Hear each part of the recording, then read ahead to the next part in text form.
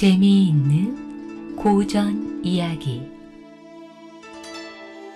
오이 먹고 낳은 아들. 전라남도 화순읍에 가면 차천이라는 유명한 우물이 있습니다.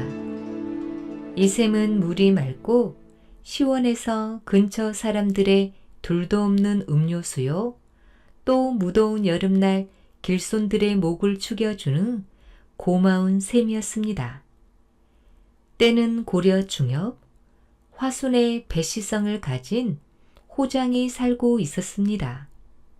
그는 호장으로서 그 고을 백성들 사이에서는 적지 않은 세력을 가지고 가산도 넉넉했으므로 부러울 것이 없었으나 슬하에 아들이 없고 40이 넘어서야 딸 하나를 얻어 금지오겹같이 길렀습니다. 그들 내외의 희망은 이 외동딸이 곱고 예쁘게 성장하는 것을 낙으로 삼고 살았지요.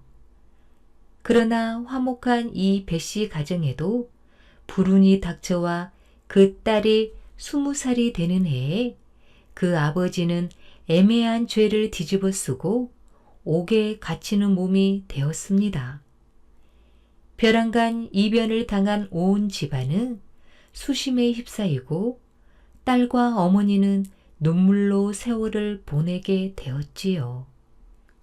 효심이 지극한 딸은 날마다 제 손으로 미음을 쑤어 가지고 자기 아버지의 옥바라지를 하였습니다. 이날 새벽에도 여느 때와 같이 딸은 이 차천의 물을 길어다 미음을 쑤려고 물동이를 이고 샘으로 갔습니다. 이제 겨우 동쪽에서 먼 동이 더울 뿐 하늘에는 샛별만이 유난히 반짝이고 있었습니다. 처녀는 물동이를 내려놓고 바가지로 샘물을 뜨려고 하는데 언뜻 보니 샘물에 오이 한 개가 떠 있는 게 아니겠어요? 때는 마침 겨울인데 이 겨울에 왜가 있다는 것은 암만 해도 이상한 일이었습니다. 이상하다. 오이가 웬일일까? 딸은 부지중 이렇게 부르짖으며 그 오이를 건져 들었습니다. 자세히 보아도 그것은 틀림없는 오이였습니다. 그런데 처녀는 그 오이를 먹고 싶은 생각이 버럭 나서 그 자리에서 그것을 깨물어 먹고 말았습니다. 오이를 맛있게 먹은 처녀는 샘물을 길어 가지고 와 미음을 쑤어 옥으로 갔지요. 그런데 이상하게도 그 오이를 먹고 난 다음부터 딸에게는 태기가 있어 2달, 석 달이 지남에 따라 배가 점점 불러갔습니다. 처녀의 몸으로 수태를 하게 된 배처녀는 이상스럽고도 부끄러워 이 말을 누구에게 이야기할 수도 없어 혼자 끙끙 앓으며 걱정으로 세월을 보냈습니다. 날이 가고 달이 갈수록 사정을 모르는 배는 점점 불러가 8달이 되고 9달이 가까워 오자 누구나 보기만 해도 그가 수태한 것을 알아차리게 되었습니다. 그때 마침 배씨는 무죄로 밝혀져 집에 돌아와 있었기 때문에 옥으로 미움을 쑤어 나를 필요는 없게 되었지요. 9달째부터 딸은 문밖 출입을 하지 않고 꼭 들어앉아 있다가 10달 만에 옥동자를 낳으니 놀란 것은 배씨 부부였습니다. 시집도 안 간 딸이 애를 낳게 되니 눈이 휘둥그레지지 않을 수 없었지요. 어떤 사내와 나쁜 짓을 했느냐고 딸을 불러다 놓고 족치게 된 것은 당연한 일이었습니다. 그러나 딸은 그런 일이 결단코 없었으므로 지난 겨울에 샘물에 떠 있는 오이를 먹었을 뿐이라고 결백을 주장했지요.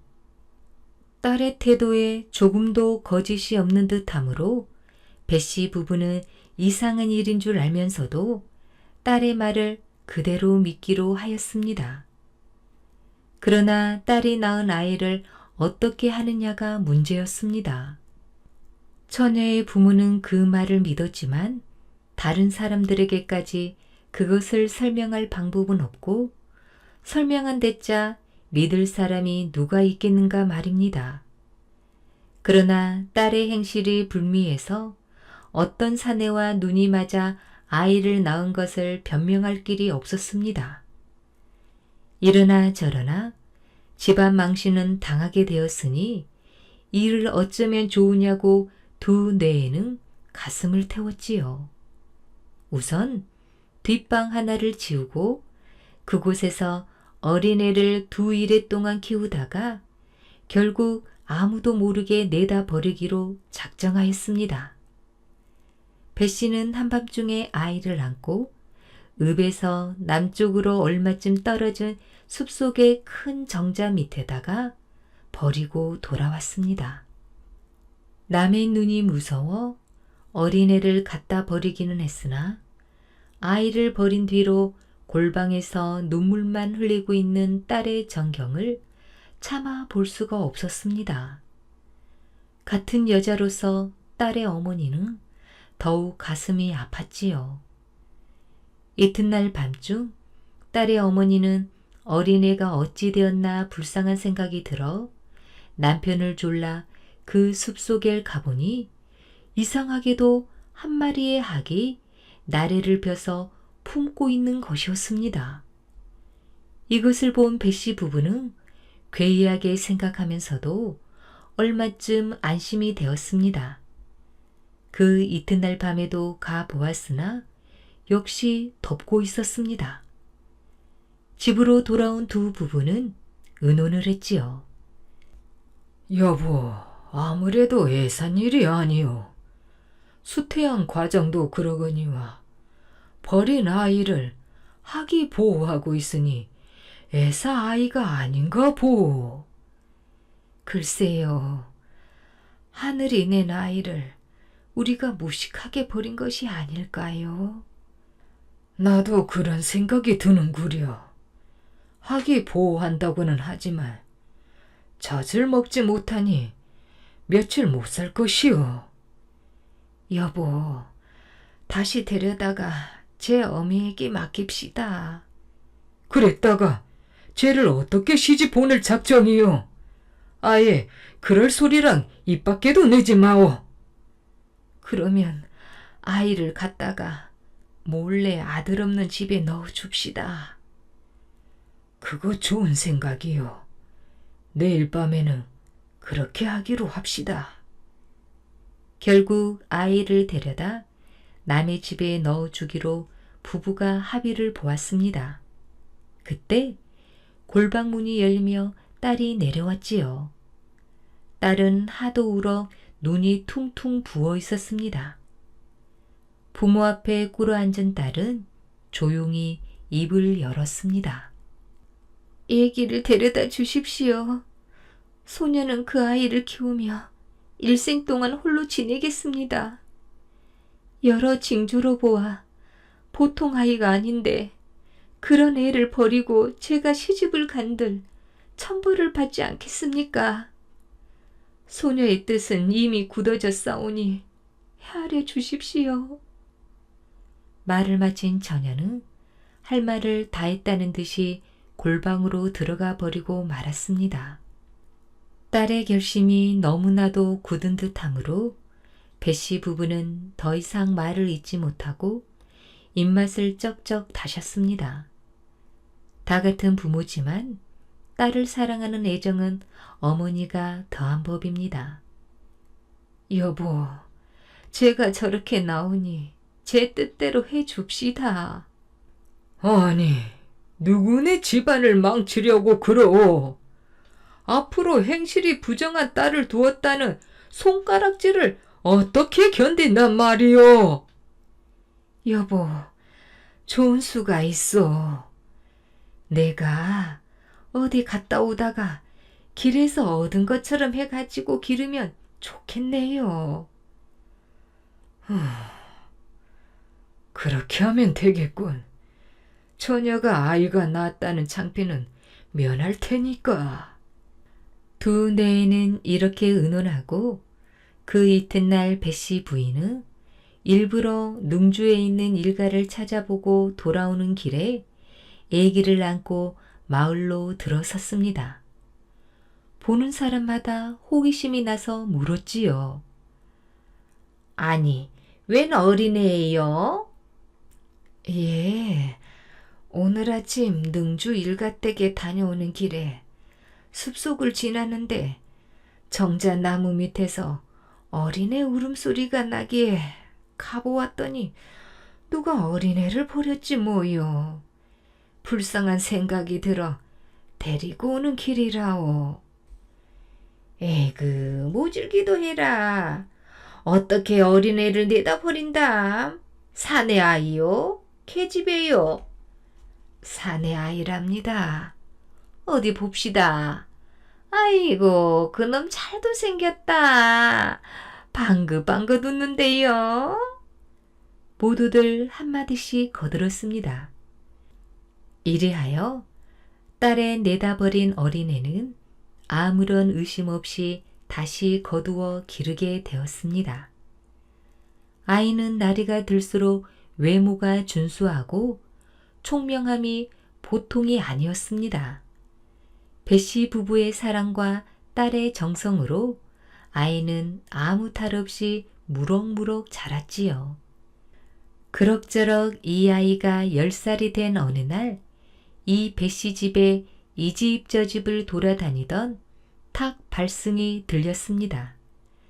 시주를 받아 배낭에 넣고 돌아서던 중은 밖에서 놀다가 들어오는 아이를 보고 참으로 기이한 아이로다. 그러나 애석한 일이로군 하고 혀를 차며 나가는 것이었습니다. 마침 이 소리를 들은 주인 배씨는 중을 쫓아가 물었지요. 스님, 지금 무엇라 하셨소? 저 아이의 장래에 관해 말씀하시는 것 같은데 자세히 알려주십시오. 묵묵히 서 있던 중은 무겁게 입을 열었습니다. 이 아이를 댁에서 그냥 기르면 단명해서 15살을 넘기기 어려울 것이요. 그러나 절에 데려다 중을 만들어 공덕을 쌓는다면 수명을 늘릴 수 있을 뿐만 아니라 그 명성이 나라 안에 가득하겠소마는 주인장께서는 어떻게 하실 것인지. 중이 된다면 스님의 말씀과 같이 수명 장수할 수 있을까요? 소승은 허튼 소리는 하지 않습니다. 아이가 아깝습니다. 그러나 배씨는 제삼 망설였습니다. 이때 중은 다시 청했지요. 오래 살게 되게 하시려면 이 아이를 소승에게 맡기십시오. 그러면 절에 데려다 공부를 시켜 후일 크게 성취되게 하리다. 단명할 아이가 잘 된다는 말에 배씨는 안으로 들어가 부인과 딸을 앉혀놓고 의논을 하였습니다. 정리로는 차마 내주기 어려웠으나 부인과 딸도 아이가 수명 장수하고 크게 성취하겠다는 말에 중에게 내어주기로 찬동하였지요. 그 길로 중은 아이를 데리고 절로 들어갔습니다. 이 중이 다른 사람이 아닌 보조국사 진울이었습니다. 보조국사는 그 아이를 데려다 공부를 시켰습니다. 원래 총명한 재질을 타고났는지라 하나를 가르치면 열을 통달하여 날이 가고 달이 갈수록 그의 학식은 넓어가고 도는 깊어가 드디어 당대를 대표하는 고승이 되었으니 바로 유명한 진각국사 해심이 그 사람입니다. 진각국사가 입산한 지 얼마 안 되어 배씨 부부는 세상을 떠났고 진각국사의 생모인 딸은 시집을 가지 않고 그대로 공규를 지키다가 처녀로서 일생을 마쳤습니다. 진각국사가 갓난이 때 학의 보호를 받았다고 하는 숲속의 정자나무는 최근까지 남아 있었는데 어느 겨울철 거린 아이들이 태워버려 지금은 그 자취밖에 남은 것이 없습니다. 오직 배처녀가 오이를 건져 먹고 아이를 배웠다는 차천이란 우물만이 그대로 남아있다고 합니다. 그 마을 사람들과 지나가는 길손들에게 유서 깊은 물을 제공해주고 있습니다. 낙산사에 전해오는 이야기. 강원도 양양에 가면 동해 바다를 굽어보는 해수 관음산과 낙산사를 만날 수 있습니다. 낙산사는 신라의 고승 의상이 지은 절이라고 합니다. 의상대사는 중국에서 공부를 마치고 돌아와 신라의 불교를 널리 퍼뜨릴 뜻을 품고 있었습니다. 그러던 어느 날 바닷가 동굴에 관세음 보살이 머물고 있다는 소문을 듣고 그곳에 찾아갔지요.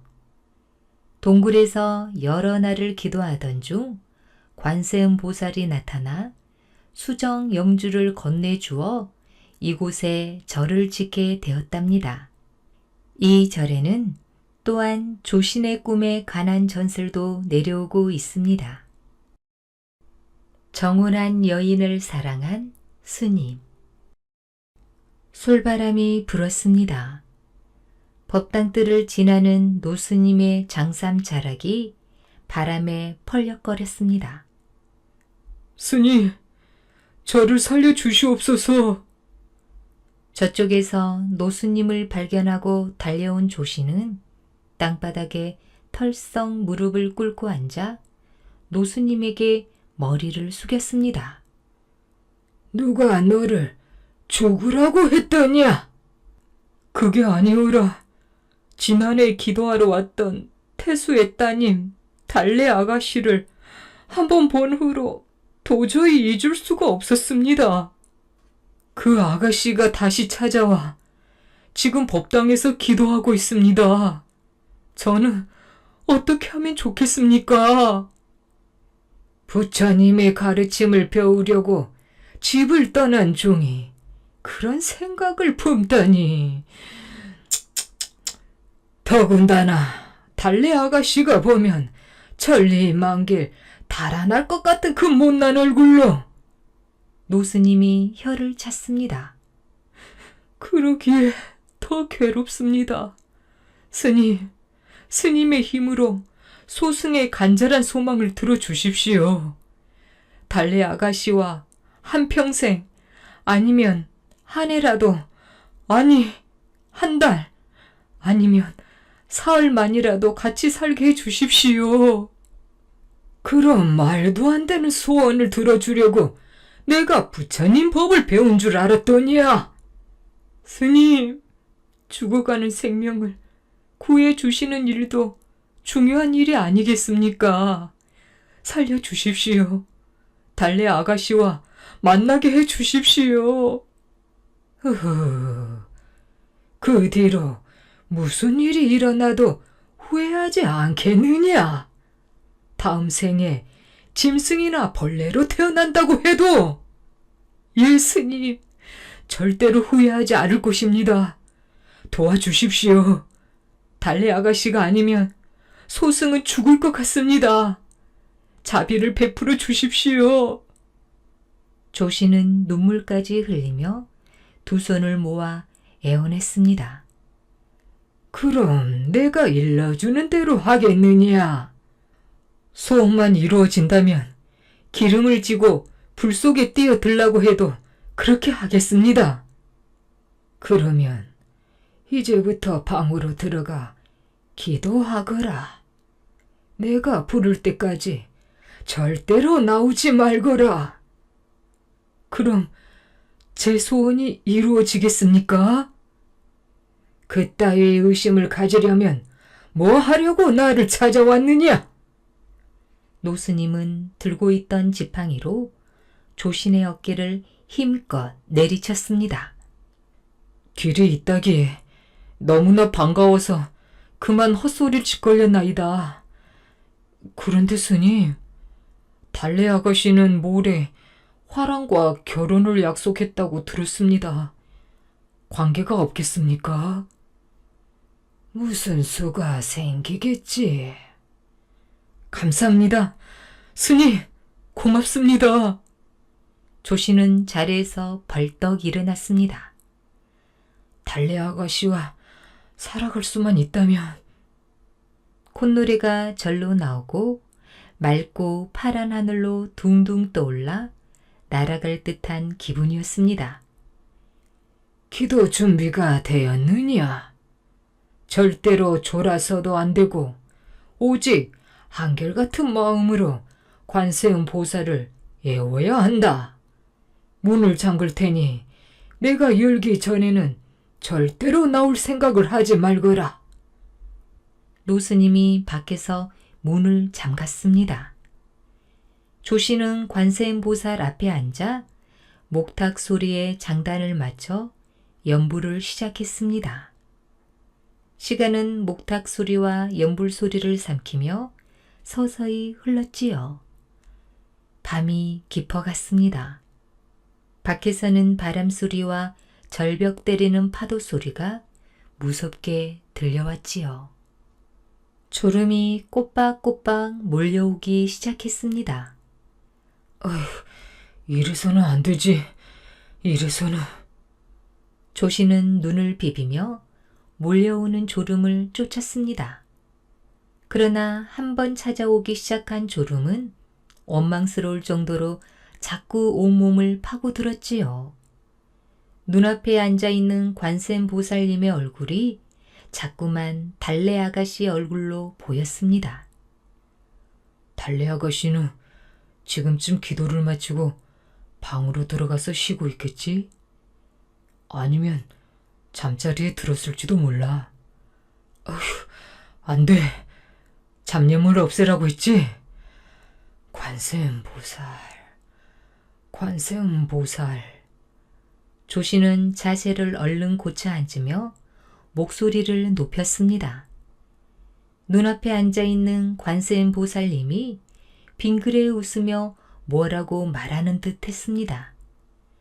조씨는 무슨 말을 하는지 들어보려고 몸을 추스러 관세음 보살 앞으로 한 걸음 더 다가가 앉았지요. 그때였습니다. 달그락달그락 문고리를 더듬는 소리가 났지요.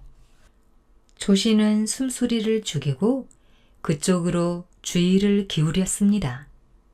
잠시 후 몸이 스르르 열리면서 한 줄기 바람과 함께 들어서는 사람이 있었지요. 아니, 조씨는 눈을 휘둥그레 떴습니다. 그렇게도 원하던 달래 아가씨가 방긋이 웃더니 치맛자락을 잘잘 끌면서 가까이 다가왔습니다. 스님, 죄송합니다. 기도에 방해가 되는 줄 알면서도 이렇게 들어왔습니다. 뒷방에서 스님의 연불 소리를 듣고 있었습니다. 어머님이 주무시는 걸 보고 몰래 나왔지요. 이 밤중에 어떻게 여기까지? 지난해 스님을 한번 뵙고 하루도 스님을 잊은 적이 없었답니다. 아가씨, 소순도 아가씨를 잊을 수가 없었습니다. 날마다 스님 만나게 해달라고 관세음 보살님께 기도했습니다, 스님. 소승은 보다시피 이렇게 못생긴 사람입니다. 스님, 마음이 중요하지 얼굴이 무슨 소용입니까? 그렇지요. 마음이지요. 그런데 아가씨는 모레 화랑과 이미 결혼을 약속했지 않습니까? 괜히 소승을 놀리는 것이 아닌지요. 스님, 저는 그 사람이 싫어요. 밤이 지나고 아침이 되면 어머니께서 저를 찾으실 것입니다. 오늘 밤 안으로 저를 데리고 달아나 주십시오. 조씨는 도무지 믿어지지가 않았습니다. 원하던 것이 이렇게 빨리 이루어지다니 어리둥절하기만 했지요. 좋습니다. 나가시지요. 조씨는 일어서서 관세음보살상을 향해 엎드려 절했습니다. 관세음보살님, 감사합니다. 그리고 조씨는 달래의 손을 잡고 산 아래로 내려갔습니다. 하늘에 둥그렇게 떠있는 달이 어두운 산길을 밝혀주고 있었지요. 언덕 아래에서는 절벽을 때리는 성남 파도가 허연 물방울을 튕기면서 부서졌습니다. 절벽에 있는 동굴에서 잠깐 눈을 붙이고 다시 아래로 내려갔습니다. 배가 고팠습니다. 잠깐만 기다려요. 조씨는 손으로 흙을 파서 칡뿌리를 캤습니다. 칡뿌리를 나누어 먹으면서 둘은 마주보고 웃었지요. 행복이 찰찰 넘쳐 흐르는 웃음이었습니다. 둘은 다시 손을 잡고 걸었습니다. 한낮이 되자 날이 뜨거워졌습니다. 산길을 걸어본 적이 없는 달래가 자꾸 넘어졌지요. 자, 업으시오. 조씨는 달래를 등에 업고 걷기 시작했습니다. 그때였습니다. 조신아! 조신아! 개 섞어라! 등 뒤쪽에서 우람찬 목소리가 들려왔습니다. 이런, 화랑 모려가 나를 잡으려고 쫓아오는구나. 모려는 무술에 뛰어나다고 들었는데 잡히면 나를 그냥 두지 않을 거야. 조씨는 목이 바짝바짝 타고 온몸이 부들부들 떨렸습니다. 있는 힘을 다해 뛰었지만 달래 아가씨를 업은 데다가 마음만 바쁘다 보니 금방 따라잡히고 말았지요. 야, 조신아, 내다 평목이다. 꼴 좋다. 스님이 대낮에 남의 여자를 깨 업고 달아나다니. 앞을 턱 가로막고 선 사람은 뜻밖에도 같은 절에 있는 평목이라는 스님이었습니다. 조씨는 가슴을 내리쓸면서 안도의 한숨을 쉬었습니다. 내가 어떻게 알고 따라왔어? 널 붙잡으러 왔지. 지금 사또께서 야단이다.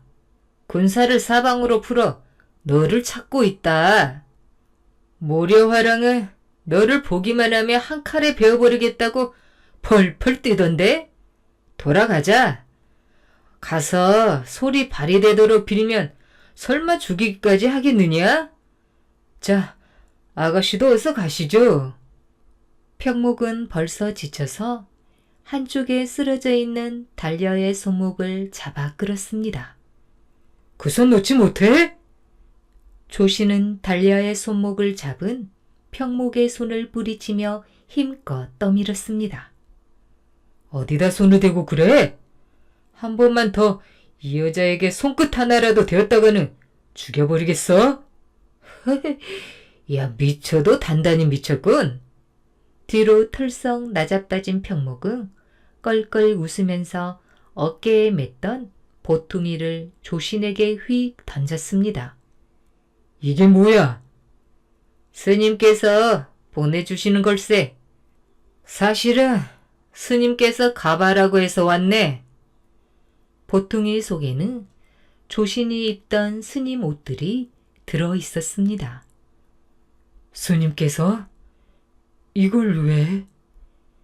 내 놈이 이걸 보고 돌아오면 다행이고 안 돌아오면 몸에 지니고 다니라고 했네. 세상을 살아가다 보면 앞으로 쓰일 날이 있으리라고. 조심해. 모려화랑이 뒤쫓고 있으니까. 평목은 다시 되돌아갔습니다. 두 사람은 계속 아래로 내려가 태백산 기슭에 자리를 잡고 살았습니다. 땅을 일구어 농사도 짓고 물고기도 잡고 때로는 산에 올라가 사냥도 했습니다. 그러나 조신이나 달려나 농사를 지어본 몸이 아니었습니다. 그러다 보니 너무 힘이 들었지요. 그래도 조신은 사랑하는 사람이 곁에 있어 행복하다고 생각했습니다. 세월이 흐르고 자식들이 태어났습니다. 첫째 아들은 꿈에 미륵불을 보고 낳았다고 해서 미륵이라고 불렀습니다. 둘째 딸은 달 보고, 셋째 아들은 칼 보고, 넷째 딸은 거울 보고라는 이름을 지었지요. 조신의 머리카락은 희끗희끗해지고 달려의 예쁘고 곱던 얼굴에는 주름살이 깊어갔습니다. 어느 늦은 가을날이었지요. 어디 있었나 했더니 여기에 있었군. 그동안 별일 없었나? 뜻밖에도 뚱뚱한 몸을 실룩거리면서 찾아온 사람은 평목이었습니다. 조신은 공연히 가슴이 철렁 내려앉았지요. 지금까지는 걱정 없이 잘 살았는데. 뭔가 불길한 예감이 들었습니다. 참 어렵게 살고 있구먼. 이게 진정으로 행복한 모습들인가? 달리 아가씨도 태수댁 아가씨로 태어나 고생이라고는 모르고 자란 몸이 이게 무슨 꼴이요? 그건 그렇고 나도 이제 이런 떠돌이 생활 지겨워졌네. 어디 정착해서 살까 하는데 달보고를 내게 시집 보내게. 평목은 뚱뚱한 배를 실룩거리면서 능글맞게 말했습니다. 뭐라고? 이런 처 죽일 놈이 너같이 늙은 놈에게 금이야 오기야 길려는 내 딸을 시집 보내라고? 조씨는 화를 버럭 내며 소리 질렀습니다. 그럼 하는 수 없지. 내일 날이 밝은 대로 마을로 내려가 모려에게 고하는 수밖에. 그럼 아마 자네는 모려의 단칼에 목이 댕강 달아날걸? 어때? 그러지 말고 달보고를 내게 시집 보내라니까. 평목은 계속 협박했습니다. 저놈을 살려두었다가는 아무래도 내가 위험해. 이런 생각을 하게 된 조씨는 그날 밤 평목을 칼로 찔러 죽였습니다. 그러고는 죽은 평목을 끌어내어 집 뒤에 있는 동굴 속에 숨겼지요. 겨울이 오면서 산에는 눈이 많이 내렸습니다. 고요하던 산속이 갑자기 시끄러워졌습니다. 짐승들을 몰이하는 소리, 짐승들이 이리 뛰고 저리 뛰는 소리 등 짐승들을 쫓는 사냥꾼 무리들 때문입니다. 눈 덮인 산에 사냥 나온 사람들은 공교롭게도 모려 일행이었습니다. 그들은 짐승을 쫓다가 동굴 속에 죽어있는 평목의 시체를 발견했지요. 아무래도 저자들이 평목의 시체를 보았으니 이 산을 뒤질 것 같소. 조씨는 날이 어둑어둑해지자 아내와 자식들을 데리고 집을 나섰습니다. 아버지, 갑자기 어디로 가는 건데요? 아이들이 물었지만 조씨는 뚜렷하게 대답해 줄 수가 없었습니다.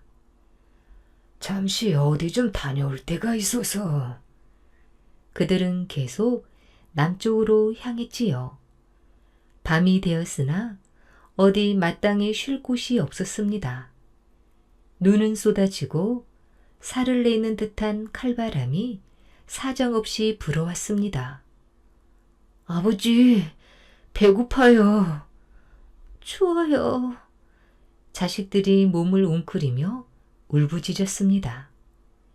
결국 첫째 아들 미륵이 길에서 쓰러졌지요. 미륵아! 미륵아! 조신과 가족들이 미륵을 부르면서 일으켰습니다.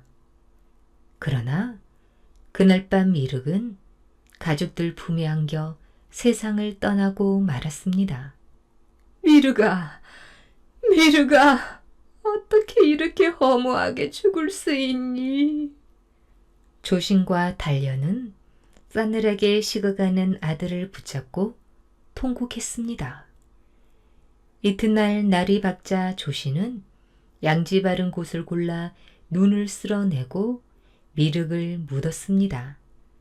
가슴이 찢어지는 듯 아팠지요. 그러나 거기에서 슬퍼할 겨를도 없이 다시 도망가야 했습니다. 모려 일행들이 계속 쫓고 있었기 때문입니다.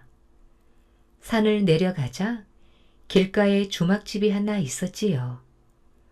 저 집으로 가서 먹을 것을 좀 구해보자. 조씨는 달달 떨고 있는 가족들을 이끌고 주막집으로 들어갔습니다. 주막집 주인에게 사정하여 먹을 것을 좀 얻었지요. 그들은 머리칼이며 온몸에 온통 허옇게 얼어붙은 고드름을 뗄 사이도 없이 허겁지겁 밥을 먹기 시작했습니다. 네 이놈 조신아, 내가 도망간다고 영영 숨을 줄 알았더냐? 그런데 모려 일행이 주막으로 들이닥쳤습니다. 조신의 손에 들려있던 숟가락이 힘없이 떨어져 방바닥에 굴렀습니다. 그들은 조신에게 달려들어 밧줄로 꽁꽁 묶었지요. 아버지, 왜 이러는 거예요? 우리 아버지가 무슨 죄가 있다고 이러는 거예요? 아이들이 울음을 터뜨리며 소리를 질렀습니다. 감히 중의 신분으로 남의 약혼한 여자를 꿰어 도망을 가더니 그러고도 살기를 바랐더냐? 그리고 산에서 사람도 죽였어. 조씨는 눈을 감았습니다. 달려가 모래 앞으로 나가 무릎을 꿇고 엎드렸지요. 이분은 죄가 없어요. 제가 달아나자고 했습니다. 차라리 저를 죽여주세요. 달려의 애절한 사정도 화가 단단히 난 모려의 귀에는 들어오지 않았습니다. 목을 쳐라!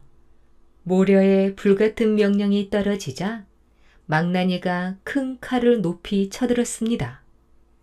잠시 눈을 떴던 조씨는 다시 눈을 감았지요. 아내와 자식들이 손을 흔들면서 달려오고 있었습니다. 눈 속에 파묻었던 미륵도 환하게 웃는 얼굴로 아버지를 부르면서 달려오고 있었습니다. 미안하다. 내 한순간의 욕심 때문에 너희들에게 이런 괴로움을 주다니. 조신이 뭐라고 말하려고 하는 순간 망나니의 칼이 조신의 목을 힘껏 내리쳤습니다. 그와 동시에 조신의 눈이 번쩍 뜨였습니다. 눈앞에는 낙산사 관세음 보살이 빙그레 웃고 있었지요. 옆에는 노스님이 지켜보고 있었습니다. 스님, 잠에서 깨었느냐? 그 사이에 일어났던 모든 일들이 꿈이었단 말입니까? 조씨는 혼잣말처럼 중얼거렸지요. 달려와 살아보니까 행복하더냐? 큰 스님이 물었습니다. 조씨는 허겁지겁 밖으로 쫓아나갔습니다. 벌써 해는 중천에 떠 있고 기도를 마친 달려 아가씨가 그의 어머니와 시녀들과 함께 법당 앞 계단을 내려가고 있었지요. 한 계단 한 계단 내려갈 때마다 머리에 장식한 구슬들이 찰랑거렸습니다. 돌계단을 쓸고 가는 치맛자락이 하늘거렸습니다. 절 입구에서 가마를 앞에 놓고 모려와 그 일행들이 기다리고 있었지요. 곧 달려 아가씨는 가마를 타고 절 아래로 사라졌습니다. 관세음 보살, 조씨는 달레아 아가씨 일행이 사라진 곳을 향해 두 손을 모아 합장했습니다. 큰 스님, 가볼 곳이 있습니다. 그날로 조씨는 낙산사를 떠났습니다. 그리고 꿈에 미륵을 묻었던 곳을 찾아 땅을 파 보았지요. 땅 속에서 돌로 만든 미륵 불상이 나왔습니다. 나무 아미타불, 관세음보살. 이 자리에 절을 짓고 부처님의 가르침을 널리 펴겠습니다. 조씨는 미륵 불상 앞에 무릎을 꿇고 엎드려 일어설 줄을 몰랐습니다. 낙산사는 강원도 양양군 낙산에 있는 바닷가 언덕에 세워진 절입니다. 신라 문무왕 11년에 의상대사가 관음보살의 계시를 받아 지었다고 합니다. 낙산이란 이름은 산스크리트어인 포탈라카에서 유래한 것이랍니다. 포탈라카는 인도 남쪽 바닷가에 있는 한 마을의 지명으로 이곳에서는 관세음 보살이 바닷길을 지켜준다고 합니다. 낙산사에도 1977년에 세운 회수 관음상이 바닷길을 지켜주고 있습니다. 높이 16m로 동양에서 가장 큰 관음상입니다. 회수 관음상에 서 있는 곳은 동해에서 가장 멋진 일출을 볼 수 있는 장소로 사람들의 발길이 끊이지 않는다고 합니다. 귀신들이 지은 다리. 경상북도 경주에 있는 귀교라는 다리는 신라 최초의 돌다리랍니다. 그런데 신기하게도 이 귀교를 지은 이가 다름 아닌 귀신들이었다고 합니다. 귀신들이 하룻밤에 뚝딱 지었다는데 도대체 귀신들은 무슨 이유로 사람들을 위해 다리를 지었을까요? 귀신 다리에 얽힌 사연을 들려드리겠습니다. 옛날에 한 임금이 살았습니다. 어느 날 임금은 미행을 나갔다가 길을 지나던 어떤 여인을 보고 한눈에 반해버렸습니다. 임금은 그 여인을 사랑하게 되었지요. 그런데 알고 보니 그 여인은 이미 다른 남자와 혼인한 사람이었습니다. 임금은 아쉽지만 마음을 접어야 했지요. 그러나 어쩐 일인지 한 번 싹튼 사랑은 사그라지지 않았습니다. 시간이 갈수록 임금은 여인 때문에 혼이 빠져버려 나중에는 나란 일도 소홀히 했습니다. 결국 참다 못한 신하들이 임금을 왕의 자리에서 쫓아냈지요. 임금은 산속에 들어가 쓸쓸히 살았습니다. 그러다 얼마 안 있어 여인을 애타게 그리다가 병으로 홀로 죽고 말았습니다. 그 무렵 무슨 일인지 여인의 남편도 죽었지요. 어느 날 여인이 방 안에 홀로 있는데 임금이 나타났습니다. 이제 남편이 없으니 나와 혼인해 주오. 여인은 임금의 죽은 사실을 모르고 오죽하면 몇 년 동안 잊지 않고 찾아왔을까 싶어 임금과 혼인을 했습니다. 그런데 일주일 뒤에 임금이 홀연히 사라졌지요. 뒤늦게 여인은 임금이 죽은 사람이고 자신이 홀연과 혼인했다는 걸 알게 되었습니다. 그리고 10달 뒤 여인은 아들을 낳았는데 바로 홀령의 아이였습니다. 나라에서는 신기한 일이라 하여 그 아이를 데려다 궁에서 키웠습니다. 새로 뽑힌 왕은 아이를 영창이라 이름 짓고 홀령과 사람 사이에서 태어났으니 이 다음에 자라 나라에 큰 공을 세우길 바라며 소중히 키웠습니다. 그렇게 세월이 흘러 영창은 청년이 되었습니다. 그런데 영창은 임금의 기대와는 달리 나라의 일은커녕 밤이면 밖에 나가 귀신들과 놀기에 바빴습니다. 임금은 귀신들과 어울려 봤자 좋을 게 하나도 없다며 군사들을 시켜 영창을 지켰습니다.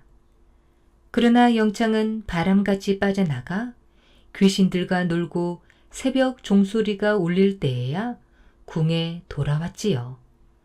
보다 못한 임금이 단판을 지키려 했습니다. 자고로 귀신은 사람에게 해로운 존재다. 너는 사람과 귀신 사이에서 태어나 귀신의 비범함과 사람의 인정을 가져 세상을 이롭게 할 줄 알았더니 실망이 크구나. 앞으로 귀신들과 놀려면 귀신이 사람들에게 이롭다는 것을 증명하라. 아니면 큰 벌을 내릴 것이다. 임금은 단호했습니다. 그러나 영창은 오히려 잘됐다 생각했지요. 임금의 제안대로 이 기회에 귀신도 사람들에게 이롭다는 걸 증명하기로 했습니다. 영창은 당장 밖으로 나가 귀신 친구들을 불러 모았지요. 사람들에게 도움이 줄 일이 뭐 없을까? 그러자 귀신들이 한 목소리로 대답했습니다. 뭐긴 뭐야.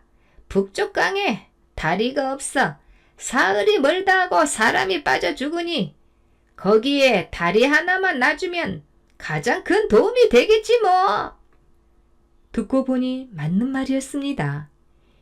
영창은 당장 다리를 놓자고 소리쳤습니다. 귀신들은 모두 북쪽 강에 다리를 놓기 시작했습니다.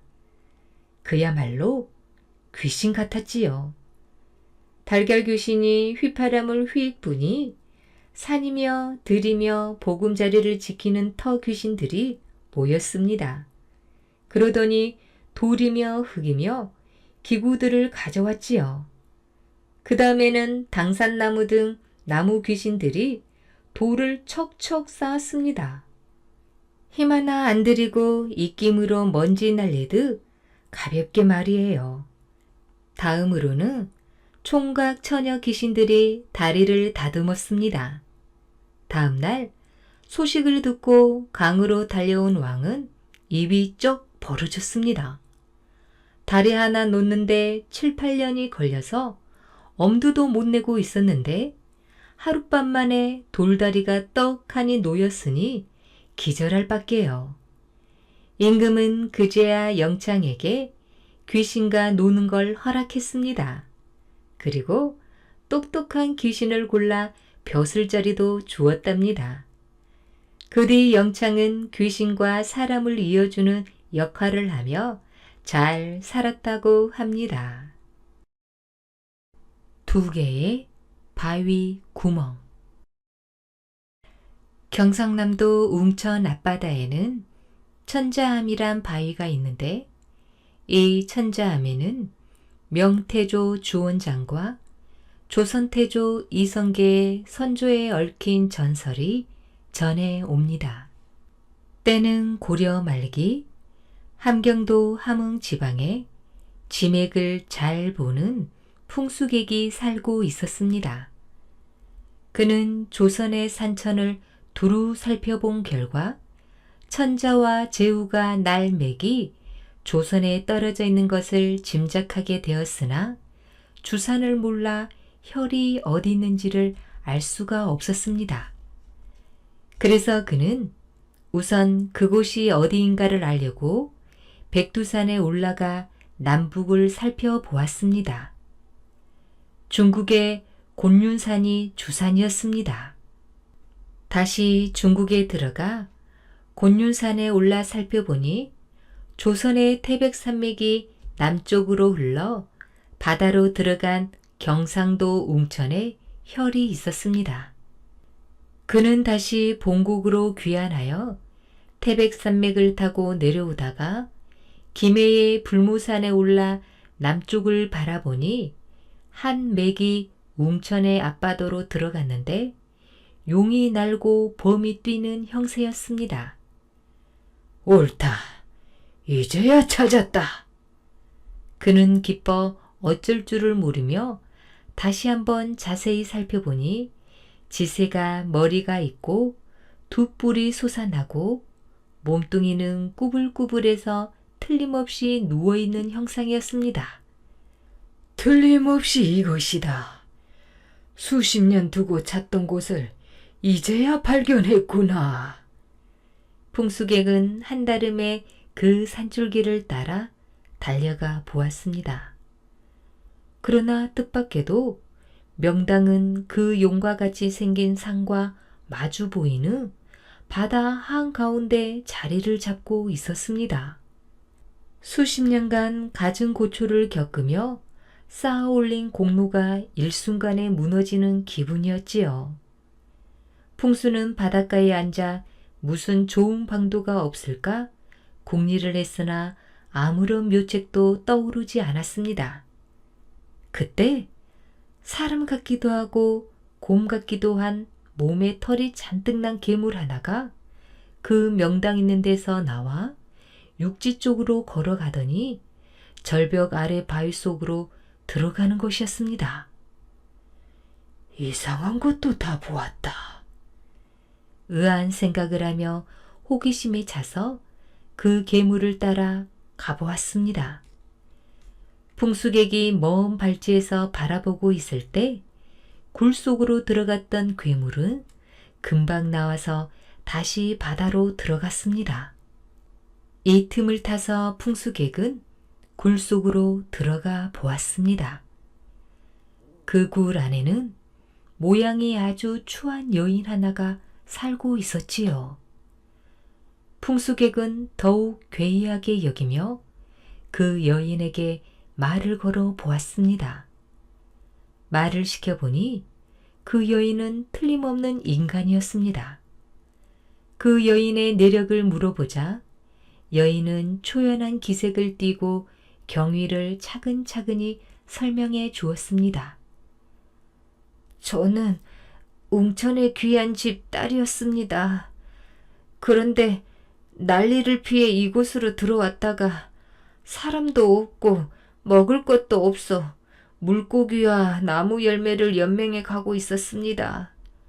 그러던 어느 날 밤 수달 한 마리가 나타나 그와 이 굴 속에서 같이 살게 되었습니다. 그달부터 태기가 있어 만사구에 아이를 낳았는데 그 아이가 바로 조금 전에 들어왔다가 나간 아이입니다. 그러나 수달은 며칠 전에 죽어 아직 장사도 치르지 못했습니다. 여인의 이야기를 들으니 마치 옛날 이야기를 듣는 듯 신기했습니다. 그 아이는 바다에 들어가 무엇을 합니까? 그 애는 매일 바닷속에 있는 바위를 근거로 고기잡이를 하여 나를 먹여 살리고 있습니다. 그의 말을 들으면 그 바위에는 구멍이 2개 있는데 거기로 많은 물고기가 몰려든다고 하더군요. 풍수객은 이 말을 듣자 귀가 번쩍 트였습니다. 이 두 구멍이야말로 하나는 천자가 날 혈이요 하나는 제후가 날 혈임이 틀림없도다. 그 괴물을 이용한다면 필시 내 평생 소원을 이룰 수도 있을 것이다. 홀로 이렇게 생각한 풍수객은 그곳에서 괴물을 기다리기로 하였습니다. 얼마 후 괴물은 많은 물고기를 잡아가지고 돌아왔지요. 풍수객은 그 괴물을 달랬습니다. 내가 너에게 긴한 부탁이 있는데 들어줄 수 있겠느냐? 제가 할 수 있는 일이라면 들어드리지요. 내가 고기잡이 하러 가는 바위에 구멍이 2이 있다지. 매일 그리로 가서 고기를 잡는걸요. 그거 참 잘 되었다. 이 해골 2개를 가지고 바다에 들어가서 두 구멍에 하나씩 넣어라.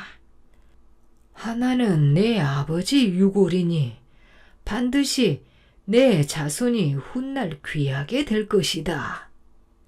하고 유골 2개를 주니 유골 하나는 물론 풍수객 아버지의 유골이었습니다. 어디든지 명당을 만나면 묻으려고 나무함에 넣어 수십 년을 가지고 다니던 것이었습니다. 다시 한번 괴물에게 당부했습니다. 너는 이 2개의 유골을 가져다 구멍에 넣되 반드시 이 나무함에 든 것을 왼쪽 구멍에 넣어야 한다. 왼쪽 구멍이 천자가 날 혈이었기 때문입니다. 그러나 괴물이 이러한 자세한 사연을 알 까닭이 없었지요. 각각 한 구멍에 하나씩만 넣으라는 말에 따라 넣기는 넣었으되 풍수객 아버지의 유골을 오른쪽에 수달의 유골을 왼쪽에 서로 바꾸어 넣었던 것입니다. 이렇게 하여 그 풍수객의 후손은 나중에 조선의 왕이 되고 괴물은 그곳에서 나와 거짓대를 데리고 다니다가 중국으로 들어가 그 후손이 중국을 통일했는데 그가 바로 명태조 주원장이라고 전합니다. 임금님 화상을 그린 천재 소년. 아주 먼 옛날 임금님이 화공을 불러 어명을 내렸습니다. 내 화상을 멋지게 그려라. 화공은 몇 날 며칠 임금님의 화상을 그리는 일에 매달렸습니다. 드디어 임금님의 화상을 완성해 놓고 마지막으로 그림에 화재를 써야 하는데 도무지 어떻게 화재를 붙여야 할지 좋은 생각이 떠오르지 않았습니다. 하루 이틀 시간은 자꾸 흘러가는데도 마땅한 화제가 떠오르지 않자 화공은 결국 병이 들어 자리에 눕게 되었지요. 그때 화공에게는 7살 먹은 총명한 아들이 하나 있었습니다. 아들이 애사롭지 않은 아버지의 모습을 보고 물었습니다. 아버님, 무슨 고민 있으세요? 아니다. 넌 알 것 없다. 도대체 어떤 일이기에 꼼짝도 못할 정도로 병이 낫지 않아요. 제게 말씀해 주시면 안 돼요? 하는 수 없이 화공은 사실대로 털어놓았습니다. 내가 어명을 받고 임금님 화상을 그려놓았는데 화재를 붙이려니 그림에 걸맞는 제목이 떠오르지 않는구나. 어쩌면 좋겠느냐. 잠시 후 화공이 바람이나 쐬어야겠다며 밖으로 나갔습니다. 아들은 얼른 붓을 들어 임금님의 화상에다 도사금수라는 글자를 써 넣었습니다. 이것은 짐승을 그려 놓았다라는 뜻입니다. 그러고는 아들은 아무 짓도 하지 않았다는 듯이 시치미를 뗀 표정으로 후딱 방을 나갔습니다. 이런 사정도 모르고 한동안 찬바람을 맞으며 마음을 다스린 화공이 방으로 돌아왔습니다. 그리고 임금님의 화상을 살펴보니 도사금수라는 글자가 떡하니 쓰여 있었지요. 밤잠을 설쳐가며 어렵사리 그려놓은 임금님의 화상에 도사금수라는 무엄한 말을 써 놓았으니 모가지가 서너 개라도 부족할 지경이 된 것입니다. 화공은 급하게 아들을 불러놓고는 고래고래 호통을 쳤습니다. 고얀 놈 같으니라고! 어쩌자고 임금님 화상에 그런 몹쓸 짓을 해 놓았느냐? 그런데도 아들은 태연하기만 했습니다. 아버님, 걱정하지 마세요. 모든 일이 잘 될 겁니다. 아들은 새로 붓을 들더니 도자 밑에 도공지덕이라고 토를 달았습니다. 이는 임금님이 덕을 지녔다라는 뜻이지요. 사자 밑에는 사공지상이라고 토를 달았습니다. 이는 임금님의 용안을 그렸다는 뜻으로서 지금으로 치자면 사진을 찍어 놓았다는 말이지요. 금자 밑에는 금중지봉이라고 토를 달았으니 이는 새 가운데 으뜸은 봉황이다라는 뜻입니다. 숫자 밑에는 수중지린이라고 토를 달았습니다. 이는 짐승 가운데 으뜸은 기린이다라는 뜻입니다. 이렇게 글자 하나하나마다 임금님을 칭송하는 말을 붙여 써 놓았지요. 이게 아무나 생각해낼 수 있는 일이겠어요? 더구나 아직 7살밖에 안 된 어린아이의 솜씨니까요. 화공은 가만히 생각해 보았습니다. 화공은 가만히 생각해 보았습니다. 내 속으로 낳은 자식이지만 정말 혀를 내두를 정도로 영특하구나. 너무나 대견스럽고 자랑스러워. 반드시 큰 인물이 될 거야. 화공은 그 화상을 임금님께 바쳤습니다. 화제를 쓴 것이 화공의 아들이라는 말을 듣고 임금님은 크게 감탄했습니다. 문장이 뛰어나다고 소문이 난 신하들도 여간해서는 이런 문장을 만들 수 없는데 참으로 놀라운 재주구나. 세월이 흐른 뒤 임금님은 화공의 아들을 불러 높은 벼슬을 주어 나란 일을 맡겼다고 합니다. 오늘 준비한 이야기는 여기까지입니다. 더 재미있는 이야기로 다시 만나겠습니다. 꿀잠 주무세요.